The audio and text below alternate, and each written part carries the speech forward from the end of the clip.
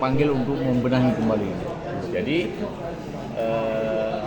kita mau membenahi ini, yang pertama adalah kita ingin meninggalkan satu cerita, yang cerita ini nanti menjadi kewaspadaan untuk kita semua, bahwa kita nggak bisa melawan alam, tetapi yang bisa kita lakukan adalah bagaimana memitigasi bencana itu dengan cara pembelajaran apa yang sudah menjadi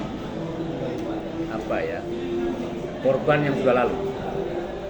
Dengan kita pelihara ini menjadi ujung karang heritage, itu nanti orang akan tahu, oh kalau terjadi begini, antisipasi kita begini.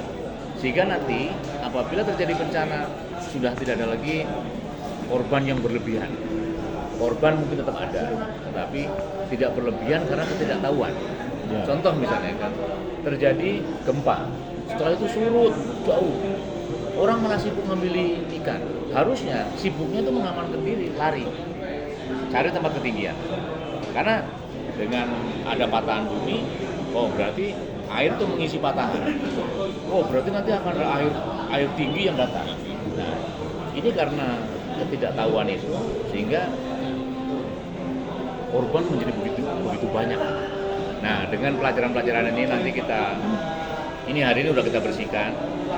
Kedepannya nanti kita cat dalamnya, kita tempel beberapa gambar atau foto, tulisan-tulisan yang menggambarkan bagaimana suasana dulu tsunami. Sehingga ini menjadi peringatan untuk kita, mungkin saja bisa terjadi lagi. Walaupun tahu itu periodenya mungkin sangat jauh, tapi ini menjadi pembelajaran untuk generasi yang tidak ngalami. Nah, tempat ini juga bisa kita manfaatkan nanti.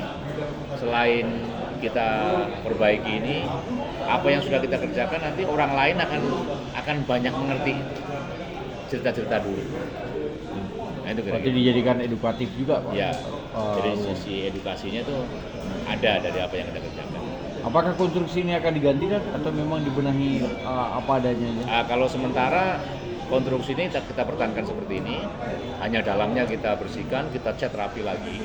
Tetapi tembok yang gompel, mungkin bangunan yang hancur tapi masih aman, itu tidak kita bongkar.